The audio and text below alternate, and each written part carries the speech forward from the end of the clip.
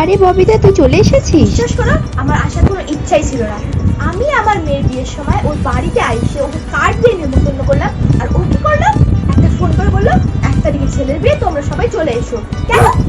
আমি তোর বাড়িতে আসলাম, তোর বাড়িতে এসে তোকে কার্ড দিয়ে নিমন্ত্রণ করলাম, তোরও তো দরকার ছিল না আমার বাড়িতে গিয়ে নিমন্ত্রণ করে আসার। আন্টি, তুমি আমার পার্সটা দেখেছো? কি বলতে চাচ্ছিস রেও? তোর পার্সটা আমি চুরি করেছি? আরে না না আন্টি। এতগুলো লোক থাকা সত্ত্বেও তুই আইসে জিজ্ঞেস করলি আমাকে? না না আন্টি, তুমি না, ভুল না। ভাবছো। এই কথাটা ভালো করে মাথায় ঢুকায় রাখ। তোর আন্টি গরিব হইতে পারে, কিন্তু চোর। বিয়ে বাড়িতে একটা ভালো জামা পরে ঘুরতে পারছিস না, তুই একটা ব্লাউজ পরে ঘুরছিস। আন্টি, এটা ক্রপ টপ। আচ্ছা, টপ কবে থেকে এইখানে আসা শুরু করলো মনা? আমাদের মধ্যে তো এটাকে ব্লাউজই বলে।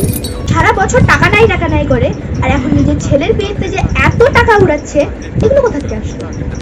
কোথা থেকে আসলো এই টাকাগুলো?